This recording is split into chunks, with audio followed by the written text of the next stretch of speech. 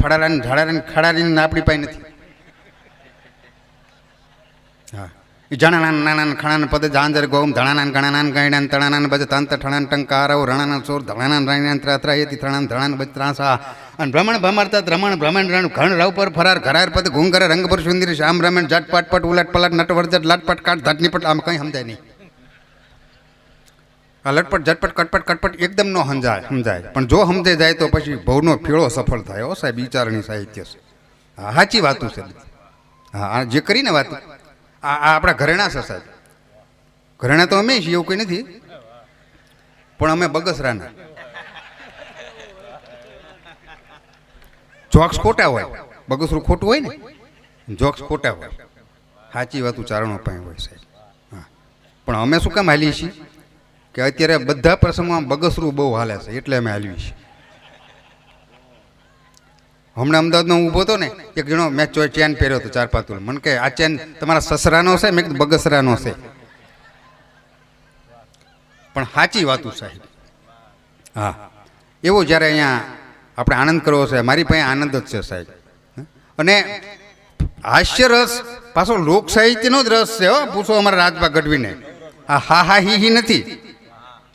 લોક સાહિત્યના 4થા નંબરનો સ્થાન એટલે હાસ્ય રસ રાજભા. હા પણ મેં હાસ્ય રસ શું કામ પસંદ કર્યો હરેશભાઈ? કદાચ મેં ઝવેરચંદ મેઘાણી કે કવિ દાદ બાપુને વાંચ્યા હોત ને તો હું વીર રસનો કલાકાર બની શકે સાહેબ. કદાચ મેં ભગત બાપુને વાંચ્યા હોત તો હું કરુણ રસનો કલાકાર બની શકે. કદાચ મેં રામાયણ ગીતા વાંચ્યા હોત તો હું ધર્મરસનો કલાકાર બની શકે. કદાચ મેં કોઈ અન્ય કવિઓને વાંચ્યા હોત તો હું શૃંગાર રસનો કલાકાર બની શકે. પણ હાસ્ય કલાકાર બન્યો એનું કારણ એક જ સાહેબ કે મારે કોઈના મોઢાનું સ્મિત બનવું હતું. બધા જ જો વીરસના કલાકાર થઈશું ને સાહેબ તો સૃષ્ટિમાંથી આનંદ વયો જશે. આપણે આનંદ જરૂરી છે સાહેબ. આ કોરોના કાળમાં ભગવતીએ આપણને બચાવી લીધા એ એક આનંદ છે સાહેબ. હે કેવો કોરોના કાળ માથે વયો ગયો સાહેબ. હે અને આ હાસ્ય છે ને એ શરીર નિરોગી રાખવાની દવા છે સાહેબ. Laughter is the best medicine. અને નહીતર પછી something is better than nothing and not but to touch. હા નોટ બટ ટુ ટચ સાહેબ. આ કોરોનામાં આ ષષ્ટકોણ ને અષ્ટકોણ ને ત્રિકોણ ને આ બધું આપણને ભણતરે શીખવાડ્યું પણ આપણું કોણ એ કોરોનાએ શીખવાડ્યું.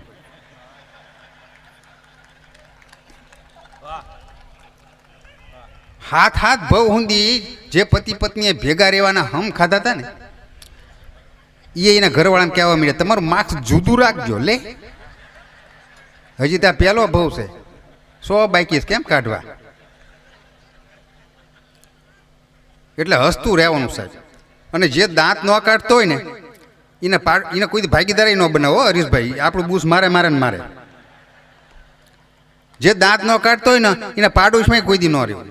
જે દાંત ન કાઢતા હોય ને એના કોઈ દી વેવાય ન બનવું સાહેબ. હા હાસ્ય તો હોવું જ જોઈએ સાહેબ. પ્રફુલ્લિત તો હોવી જ જોઈએ સાહેબ.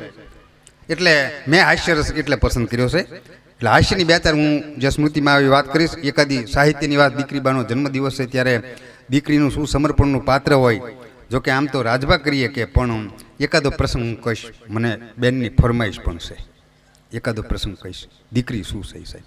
હે દીકરો બરોબર છે. એક કાર્યક્રમમાં મેં ઓળખ કીધું, મેં કીધું દીકરી વાલનો દરિયો તો એક જણો ઇન્સર્ટ કરીને આમ આવીને ઉભો રહ્યો. મને કે દીકરી વાલનો દરિયો તો દીકરો હું સેન્ટિંગનો હરિયો છે કે? મેં ભાઈ તું વાલનો દરિયો છે એટલો બેજા. હા આવે ભટકાય અમને. કોડાની હું વાત કરીશ મારા સ્મૃતિમાં. રોજના ઉજાગરા એટલે જેટલું યાદ આવે એટલું કહેશું. હા પણ દીકરીએ સમર્પણ છે સાહેબ. દીકરો બરોબર છે પણ બાપુજી સિગરેટ પીતા હોય ને સાહેબ, સિગરેટ તો દીકરી અંદરથી 2-3 સિગરેટ બાપુજી ના પાડે કે તમે સિગરેટ ન પીશો, તમને ધુમાડો અંદર જશે, નુકસાન થશે. ના જ પાડે. પણ દીકરોને છે ને સાહેબ, દીકરો એને બાપની બહુ પેટ બળ હોય. એ દીકરો ના ન પાડે બાપને. એ મર્યાદાની પૂતળી છે સાહેબ. દીકરો છે એ બાપને ના ન પાડે. પણ બાપના પાકીટમાંથી 2-3 સિગરેટ કાઢી લે, બાયણે વાયા જઈને પી આવે. શું કામ? કે 2-3 સિગરેટનો કદાચ ધુમાડો મારા બાપના પેટમાં ન જાય તો એને એટલી અસર ઓછી, નુકસાન ઓછું કરે. એ બાપનું દુઃખ દીકરો માથે લઈ લેશે સાહેબ. બાપનું દુઃખ દીકરો માથે લઈ લેશે.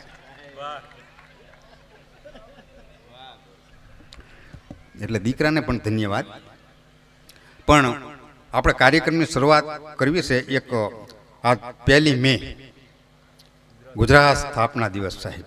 એકદી નાની એવી ગુજરાતની આપણે વાત કરીએ. ગુજરાતની ગરિમા એની ધરતી ઉપર આપણે બેઠા છીએ ત્યારે શું ગુજરાતની ધરતી સાહેબ. 1 મે 1960ને દિવસે આપણે મુંબઈ, મહારાષ્ટ્ર અને ગુજરાત અલગ પડ્યા.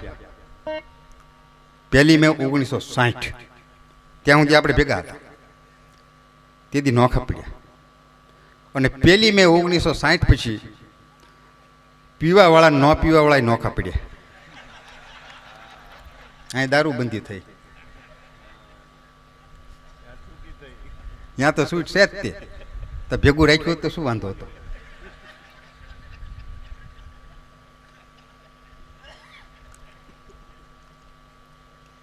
પણ ગુજરાત એ ગુજરાત સાહેબ. હે ગુજરાતની ધરતી આજે ગીતો, લોકગીતો, દુઆઓ, છંદો જે ગાયા ને સાહેબ એ આપણી ગુજરાતની ધરતીની ગરિમા છે. અનેક છંદો લખાણા, દુઆ લખાણા, ભજનો લખાણા, ગીતો લખાણા, લોકગીતો લખાણા, લગ્ન ગીતો લખાણા. એ ગુજરાતની ધરતી. અને એથી આગળ વાત કરું તો જે સંતોને હિમાલયમાં શાંતિ નથી મળી ને સાહેબ એને આપણા ગુજરાતના ગિરનારમાં આવવું પડ્યું છે શાંતિ માટે. એ આપણું ગુજરાત સાહેબ. હે એ ગુજરાતની ધરતી સાહેબ. અને આમ તો ગ શબ્દમાં તાકાત છે હો સાહેબ. ગ શબ્દમાં હરેશભાઈ અમુક અક્ષરની તાકાત હોય. તમે જોજો એ ગ અક્ષરમાં તાકાત છે. ગ અક્ષર ઉપરથી જેટલા નામ છે ને એ બધા તાકાતવાળા નામ છે. હું તમને 2-4 ગણાવું, તમે યાદ રાખજો કે ભારતના 29 રાજ્યમાં સારામાં સારું રાજ્ય હોય તો ગુજરાત નામ ગ થી શરૂ થાય સાહેબ. ગુજરાતનું પાટનગર, ગાંધીનગર નામ ગ થી શરૂ થાય. 33 કરોડ દેવતાનો જેમાં વાસ છે એવા ગાય માતા નામ ગ થી શરૂ થાય. પવિત્રમાં પવિત્ર નદી ગંગા નામ ગ થી શરૂ થાય. પવિત્રમાં પવિત્ર ગ્રંથ ગીતા નામ ગ થી શરૂ થાય. પ્રાણીઓમાં જે મહાકાય એ ગજરાજ નામ ગ થી શરૂ થાય. પક્ષીઓમાં જે મહાકાય છે એવા ગરુડ નામ ગ થી શરૂ થાય. જગતને સંસ્કાર અને સંસ્કૃતિના અણમોલ દાન દીધા એવો કોઈ સમાજ હોય તો એ ગઢવી નામ ગ થી શરૂ થાય. અને આ દેશના ધર્મ માટે લીલા માથાના બલિદાન દીધા અને માથા પડ્યા ને તો એ ધડ લડ્યા એવો કોઈ સમાજ હોય તો એ ગરાસિયા નામ ગ થી શરૂ થાય સાહેબ. આ શબ્દની તાકાત, અક્ષરની તાકાત. આમાં અમારો કોઈ વાંક જ નથી. હા, અમારા ગામે એક શેઠ બેઠા દુકાને, નવનીતભાઈ, હરેશભાઈ ઓળખે છે, અટંગી વાણીઓ સાહેબ. હા, ભગવાને નવ નીચ મારી એને નવનીત બનાવ્યો છે. હા, અટંગી વાણીઓ સાહેબ.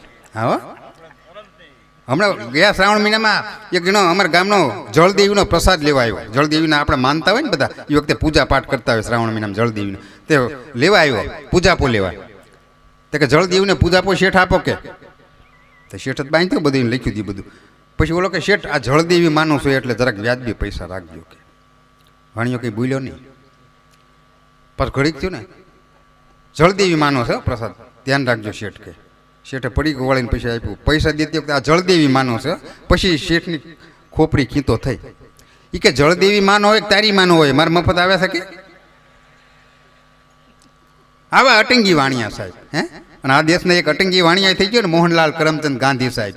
હે આપણને આઝાદ કરાવી દીધી ગુજરાતને. અને સરદાર વલ્લભભાઈ પટેલ એકદમ જોરદાર તાળીનો ગડગડાટથી વધાવો સાહેબ. આ કે અઢણજીસી ક્યાં ગયા અમારે છે કે દરબાર ગાય જ ને વલ્લભભાઈ પટેલે નો આપણને.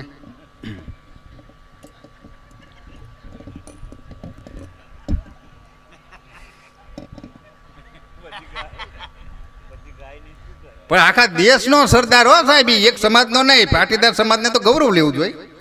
પણ અમુક આ મહારાણા પ્રતાપ શિવાજીની વાત કરીને પાટીદાર સમાજ બેઠો તો તમે તાળીઓના ગડગડાટથી વધાવ્યા ને, એ આખા દેશ માટે જન્મ્યા હોય સાહેબ. હે આખા દેશનો મહાપુરુષ સરદાર વલ્લભભાઈ પટેલ આખા દેશનો મહાપુરુષ સાહેબ. હે દરેકને ગૌરવ હોવું જોઈએ. હા, કદાચ સરદાર વલ્લભભાઈને અંગ્રેજોને વલ્લભભાઈ એમ કીધું હોત કે અમુક સમાજને તમે ગુલામીમાંથી મુક્ત કરી દો તો અંગ્રેજો ના ન પાડત. પણ વલ્લભભાઈ એવું કીધું કે મારા દેશના કોઈ પણ સમાજનો એક પણ વ્યક્તિ તારો ગુલામ ન હોવો જોઈએ સાહેબ. એ સરદાર વલ્લભભાઈ પટેલ સાહેબ. હે હા, એની માટે અમારો કવિ લખે સાહેબ. કેવા હશે સરદાર વલ્લભભાઈ પટેલ. ગાવાનું નથી, ખાલી આમથી બેન્ચ જ વગાડજો. ગાવાનું વાર સાહેબ. કેવા વલ્લભભાઈ સાહેબ. ઈકો આપો થોડુંક. ઈકો છે ને ઈકો. અમુકને પાછું ઓપરેટરને ખ્યાલ ન હોય. એક ગામમાં મેં કીધું ઈકો છે તો મને કે ઈકો માવો ખાવા ગયો ઊકો છે કે. પણ કરમ સદનો કરમ વીર એને લાડબાનો લાડલો સપૂત ભારત માતનો સરદાર વલ્લભ આપણો સાચો હતો એ સારથી સાબરમતીના સંતનો હતો હિન્દનો એ લોહ પુરુષ સરદાર વલ્લભ આપણો. એ સરદાર વલ્લભભાઈ પટેલની આ ગુજરાતની ધરતી એ મહાત્મા ગાંધીની મહાત્મા ઠીક છે મહાત્મા ગાંધી પણ સરદાર વલ્લભભાઈ પટેલ પ્રત્યે મને માન ખરું હો સાહેબ. લોખંડી પુરુષ સાહેબ. ગાંધીજી તો ગાંધીજી તો એવું કંઈ નથી. વાણિયો બાપુ બન્યો. શું વાત કરો તમે? વાણિયા કોઈ બાપુ બને? મેં ખાંજે બબે પેક લેતા હશે ને તો વાણિયો બાપુ ન બને.